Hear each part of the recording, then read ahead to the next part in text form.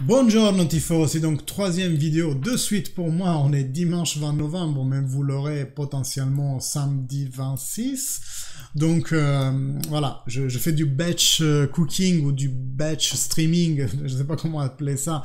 Je fais toutes mes vidéos, de toute façon c'est un contenu qui va rester, mon opinion ne va pas changer dans une semaine.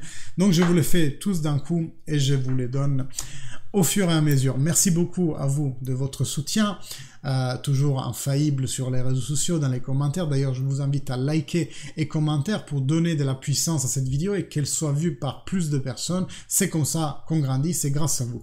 Un like, ça vous prend vraiment très peu. Le temps que je le dis, vous l'avez déjà fait. Et si vous découvrez la chaîne, enchanté, je m'appelle Michelangelo. Vous pouvez cliquer sur le bouton en bas de la vidéo, comme ça vous déclenchez l'abonnement. Et si vous activez la cloche, vous serez mis au courant de toutes les prochaines vidéos et de tous les prochains live streaming, parce que oui, même dans la Coupe du Monde, pendant la Coupe du Monde, on va être en live. Bon, on a fait l'analyse tactique de Juventus Lazio, on a parlé un peu de comment je sens les joueurs de la Juventus dans cette première partie de vidéo avec la tier list. Aujourd'hui, on va parler de mon opinion sur Massimiliano Allegri.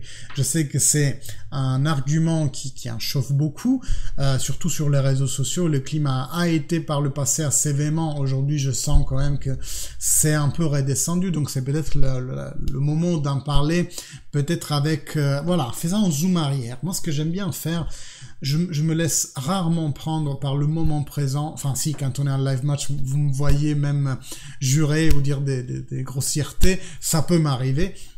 Néanmoins, après, je prends du recul, je fais un zoom arrière, j'essaie d'analyser la chose la plus objectivement et à grand angle possible. Aujourd'hui, Massimiliano Allegri.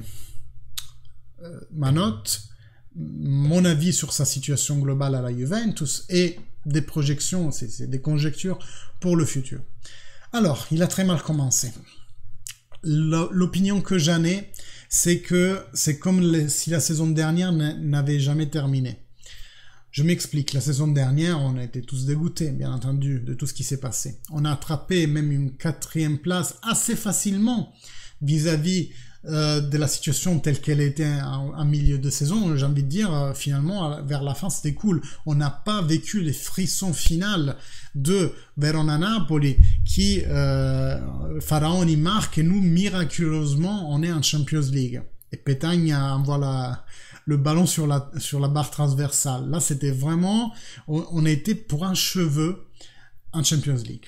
La saison dernière, plus ou moins grâce aussi à la chute de l'Atalanta, on y est arrivé un peu tranquillement. Par contre, en été, on avait tous le sentiment qu'avec une année de recul, avec le nouveau mercato, la Juventus allait vraiment, vraiment revenir en tête de classement.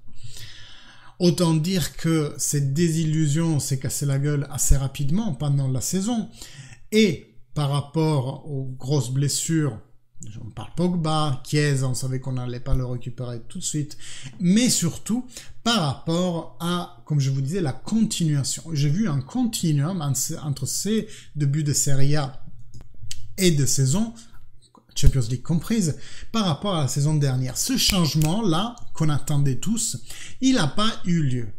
Il n'a pas eu lieu. Tous les alibis du monde, allez, on commence. On a fait une tournée estivale et on s'entraînait à 40 degrés en Colorado ou je ne sais où, alors que d'autres équipes allaient à la montagne avec l'air pur. Ça joue sur les prestations, patati patata. Ok, soit. Beaucoup de blessés. 10 au global, dans les pics hauts, on a eu 10 joueurs en dehors à l'infirmerie. Ok, soit. Qu'est-ce qu'il y a eu d'autre comme alibi? Peut-être le fait que beaucoup de joueurs de la Juventus, au nombre de 11, auraient participé à la Coupe du Monde et donc n'ont pas joué à leur maximum. Soit on met tout ça dans un gros pot alibi et on le jette. Voilà. On le jette pourquoi? Parce que Massimiliano Allegri est quand même à sa 2e année avec la Juventus. Ah, il y a aussi l'alibi entre guillemets du fait que quand même on a changé la moitié de l'effectif. Soit. Moi j'attendais plus de Massimiliano Allegri. J'attendais plus un campionato, un chouïa plus, disons, par rapport à comment s'est terminé le campionato. disons que, vu l'exploit génial qu'est en train de faire le Napoli, on est à moins 10-2, j'aurais attendu peut-être à moins 5. Allez, parce qu'eux, ils sont vraiment en train de faire des merveilles. Mais nous, on a raté des grosses occasions. 2 points avec la Sampdoria, 2 points avec la Salernitana, même si là, c'est plus l'arbitre qu'autre chose. 3 points contre Monza. Ces points-là, aujourd'hui, on les sent fortement. Et le dernier filon de 6 victoires d'affilée donne certes un changement pour l'avenir, un changement positif, mais ça peut être à double tranchant. C'est pas parce que tu as fini ton début de saison sur un crescendo que à la rentrée tu vas vite te remettre dans cet état d'âme pour continuer ce filon positif.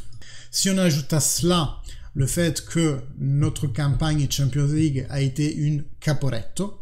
Pour ceux qui ne connaissent pas, Caporetto est connu en Italie comme étant la pire défaite de l'histoire italienne, peut-être même mondiale en termes de guerre. Ça a été une défaite énorme. Donc, la Champions League de la Juventus est une Caporetto. C'est une campagne de Caporetto.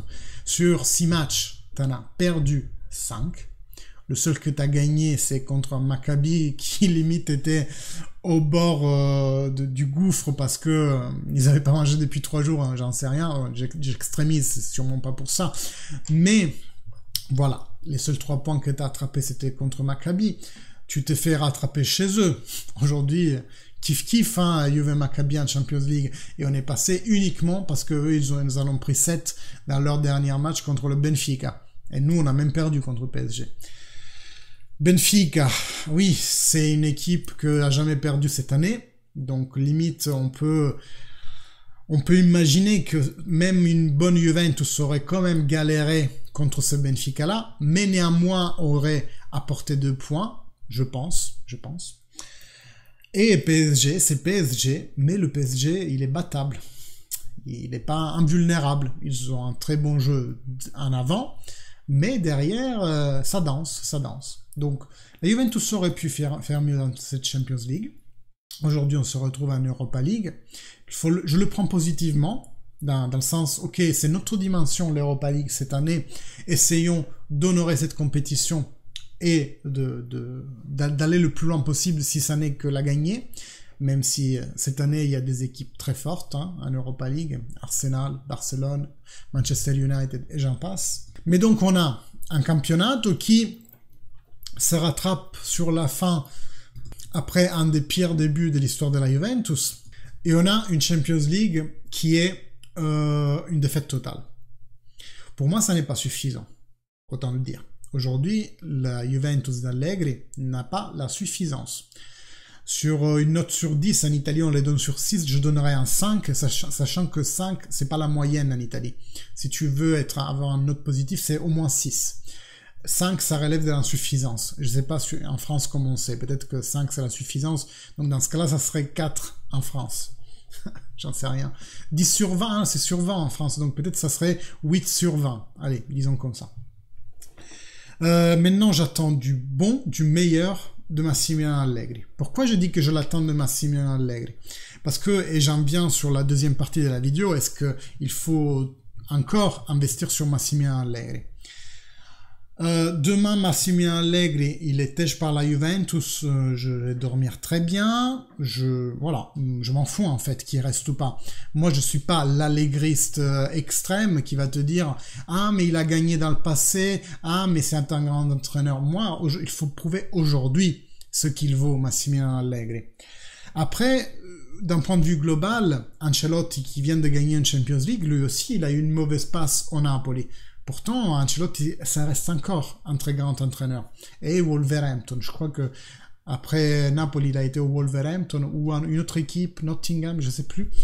Bref, et après, il est passé au Real Madrid où il a gagné une Champions League. Donc, ça arrive, les mauvaises périodes, même pour les grands entraîneurs, ça arrive. Tout le monde les a eu, les mauvaises périodes. Capello, Ancelotti, je peux tous vous les citer.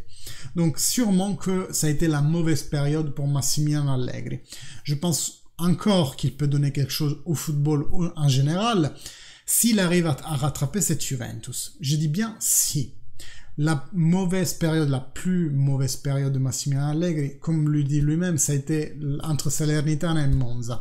C'est là qu'on a vu la Juventus sur le bord d'un gouffre. Limite, pour la nos têtes, on était en série B à ce moment-là. On devait lutter pour ne pas finir en série B. Après ça, et c'était là pour moi, si on devait les virer, pour moi c'était le moment, parce qu'après ça n'a fait qu'empirer, on est sorti de la Champions League. Donc on a raté, si vous voulez, le bon passage pour limoger Massimiliano Allegri. Maintenant, on est en lente reprise. Lente. On est toujours sorti de Champions League. On a fait 6 résultats positifs en campionato. On a fait 6 clean sheets d'affilée.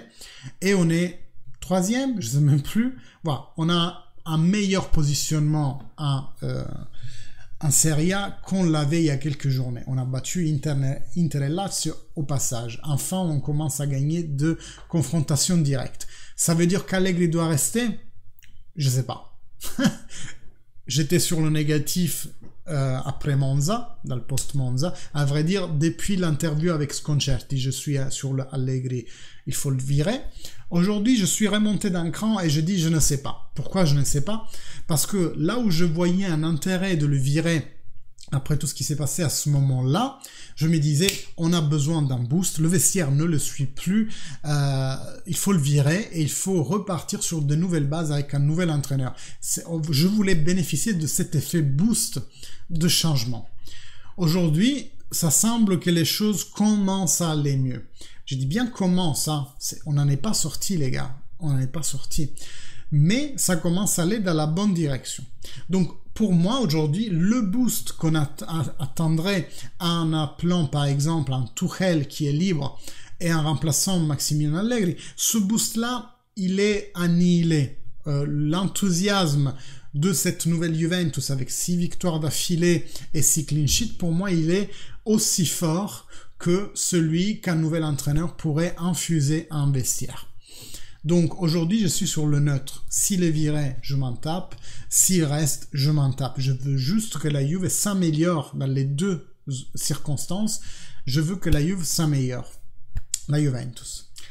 C'est ce qui compte, la Juventus, au final. Je fais pas de délit de faciès contre Allegri, je le faisais pas contre Sarri ou contre Pirlo. C'est la Juve qui doit gagner. Quel que soit l'entraîneur qui a son cul sur le banc, quel que soit le joueur qui descend sur la pelouse. Donc aujourd'hui, je sors quelque part officiellement du camp Allegri out et je me dis Allegri beau, voyons.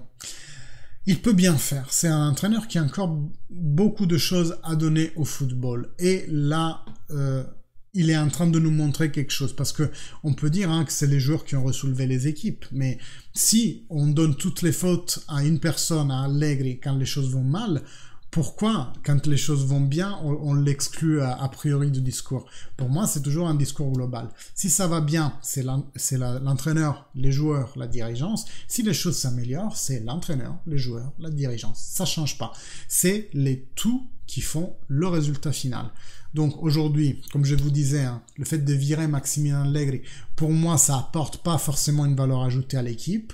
Voyons ce qu'il a donné d'ici fin juin. Et si vraiment ça se passe mal, à ce moment-là, il lui restera 2 ans de contrat. Il est plus facilement virable qu'aujourd'hui. Aujourd'hui, je suis Juventibo, je le dis. Non, pas Juventibo, pardon. Allegribo, Allegri, j'en sais rien. Je suis hyper neutre sur la question. S'il y a une phrase à clipper dans cette vidéo pour me faire passer pour ce que je ne suis pas, prenez plutôt celle-là. Je suis Allegribo. Aujourd'hui, qui reste ou qui parte, je m'en tape.